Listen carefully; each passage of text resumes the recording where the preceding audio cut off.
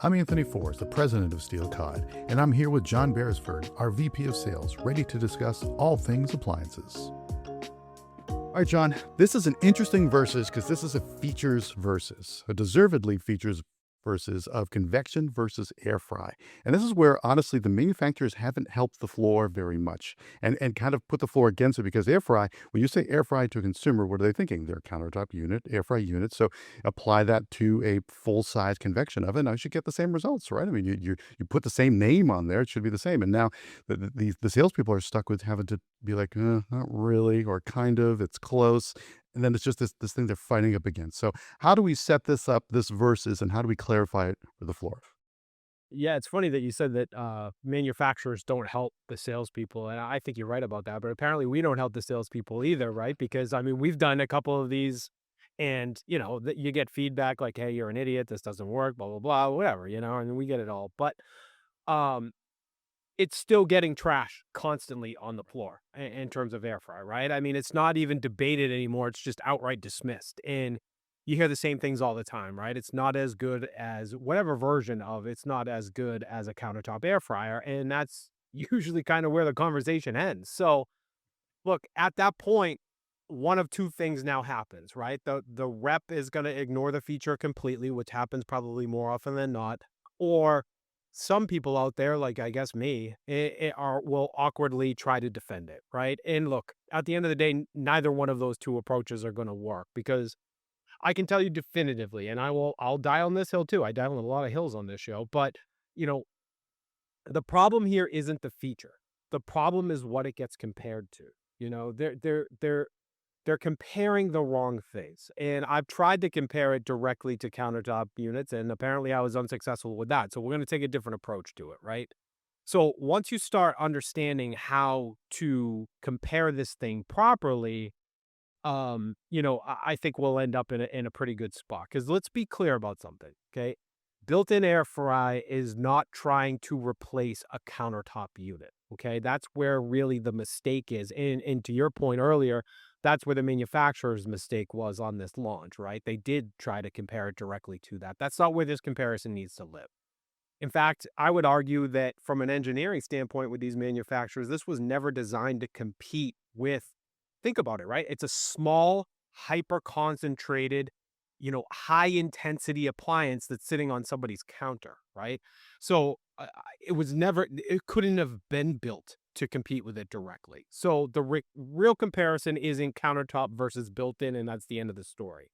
It's really standard convection versus, let's call it, enhanced convection. Okay. And when you compare it that way, that's where you're going to start to see it win a lot more than it does right now, at the very least. All right, so I think that's fair, kind of resetting what the title means when it's applied to major appliances. So let's talk about it, from the beginning, kind of that baseline is, so what's it doing differently, this kind of advanced convection or what major appliance air fry, whatever we want to call it? Yeah. So listen, salespeople here, it's not as strong as a countertop fryer, and then the conversation just kind of stops right there. So again, now they're forced to either oversell it to compensate or ignore completely, like we talked about, and both really come from that same issue, right? Which this was never meant to replace anything. Okay, it's not a swap. It's really more of an evolution of how an oven gets used. And, if you don't position it in that way, I think it sounds almost like a weak version of something instead of an upgrade to what already exists. I think that's a fair way to say it. So Sure. at its core, it's still convection. Okay. It's higher speed airflow. It's more concentrated heat. It's more aggressive movement of air across the food.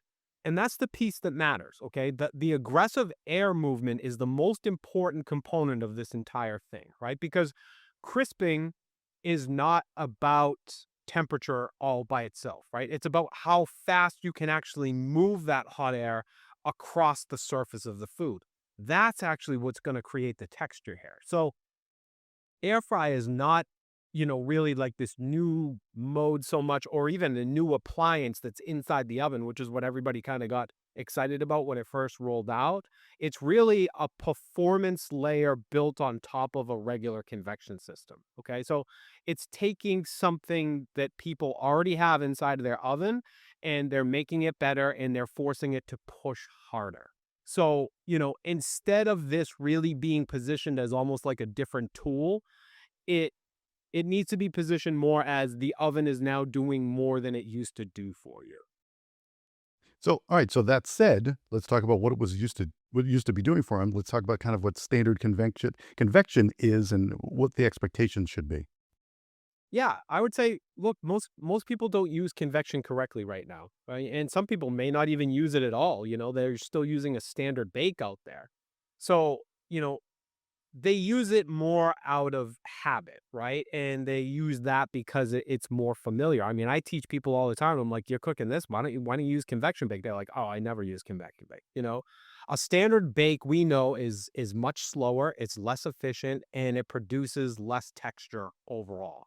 So when we talk about air fry, we need to stop comparing it to ideal scenarios of these countertop units, right? We need to compare it to reality. And the reality is that most people are starting from a significantly lower performance baseline. So the question isn't, is it as good as one of those countertop units? It's really, is it better than what they're doing right now? And I would argue all of the time, but at least most of the time, the answer is going to be yes in that scenario. So imagining that this is kind of a real sales scenario and the customers come in and they use air fry, they've used air fry convection, and the salesperson has properly brought them back down to earth. And this is not the same thing. Reset the baseline to convection versus this enhanced convection, or no Mhm. convection versus this enhanced convection. So now where does it win? Now where can we say, here's what you gain with this new feature in major appliances? Yeah, I think we have to get away from like specialty cases, edge cases, all that kind of stuff, and we just have to talk about everyday behavior, right? I mean, the everyday use that we have.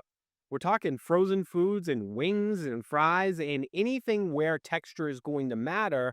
You're going to get better results because you're going to get faster crisping. You're going to get better surface texture, right? You're going to get really less reliance on these longer preheat cycles that are out there now. And you're going to eliminate the need to really pull out another appliance to get those things. That part can matter more often than not, really. I mean, sometimes it is a bit of a chore. Like I know I have an air fryer and I hide mine, so it'd be really nice if I could get some better results without having to lug that thing out all the time, because I think convenience a lot of time drives usage. I think that's pretty fair to say. And if it's built into the oven, it'll get used. And if it's a separate appliance, it really becomes optional more often than not, I think. So, you know, I don't think this has to be about perfection, and I don't think we have to draw a straight line to these countertop units. I think that it's really just about improvement in these real repeatable scenarios.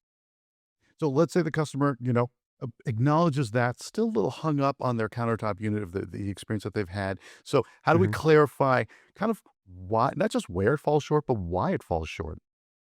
Yeah.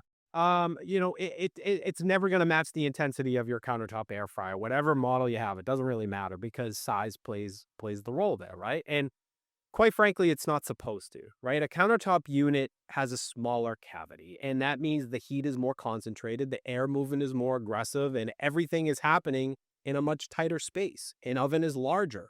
So even with, let's say, as good or better in airflow, whether it's enhanced or whatever, it's going to deliver that um, it's going to deliver that really blast effect, but not nearly to the same capacity as those smaller units can.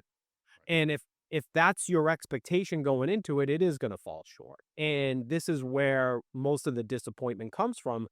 It's really not about the performance. It's really just about the expectation that we set on those things, or that nobody really resets. So let's say we've reset the expectations, or we've done our best to explain how to reset the expectations. Again, where are you seeing this kind of break on the floor? Yeah, I think there's really two mistakes at that point, right? First, they're going to oversell it, right? This replaces your air fryer. You can't do that. Okay. So now the customer expects identical performance, whether you drew that line or not, that's where it goes. And when it doesn't match that, they feel like something's going to be wrong. Or second, we talked about it earlier, they're just going to dismiss it entirely. And they're going to say, "Oh, but it's not real air fry." And they're going to try to do that thing, that kind of ingratiates themselves to the audience, right? So now that feature is going to get ignored completely, and the customer's never going to really understand what it actually does. We've already done this, right? We've already done this with convection bake to try to sell customers on convection bake over a regular bake. We've already dismissed it, and look how long that adoption process, and apparently was still not there because people still ask about it. Look how long that adoption process was. And is there anybody, or very few people that are out there right now that are definitely going to say that a convection bake doesn't give you different results than a regular bake does? I mean, it's wild, but it took forever to people to come to that conclusion. I feel like we're down the same path with this feature again, because now we have something different to draw this fake line to, which it should have been compared to in the first place. So, both of these things come from the same issue. They're both problems that stem from the wrong comparison. So let's put this back together kind of again for salespeople. And this is so important to me because, again, how should this be explained and why it matters so much to get this right? Because again, when you set the expectations on the floor, the customer's going home with those expectations. Whether you remember what you said or not, months Yeah. before they receive these appliances, they have locked it in their brain as this is what this appliance is going to do. And so it's really crucial to get this right. Yeah, throw away your spec arguments, throw away your comparisons. Neither one of those things belong in this conversation. The only way to be able to explain this successfully to a customer is you have to explain it through behavior, right? You don't say, or I should say, you should say, this isn't replacing anything, okay? It's really just improving on what your oven already does. So if somebody uses a countertop air fry heavily right now, they're going to notice a difference, okay? So don't try to hide that, right? They'll still see some value, but then at that point, they're going to understand the trade-off. If someone doesn't, then they'll probably use it more than they expect because it's built in, it's convenient, and it's better than what they were doing before. And honestly, that's the entire point here. I mean, that's really going to prove out the success of this move because it is worthwhile. It is useful in a lot of cases. Right. And if you get this wrong, customer gets this home, it is going to be a quick failure, a quick phone call. Something's wrong with this appliance. Maybe it ends up being a service call. So this little, almost a minor part of the conversation, part of the sales experience could turn into a big issue on the back end. For sure. Yeah, I mean, this is how all good features get killed or take too long to get adopted, right? It's not because they don't work. It's because they were explained wrong from the beginning. So they get labeled as gimmick or marketing or checkbox feature, all these things that we talk about, when in reality, it was just positioned incorrectly from the beginning. This is not a product problem. Okay, this is really a sales interpretation problem. Let the customer determine the value for their own sake, right? I mean, don't try to determine it for them. We drop a new episode every day of the week, including weekends. Don't forget to rate and subscribe wherever you listen to podcasts.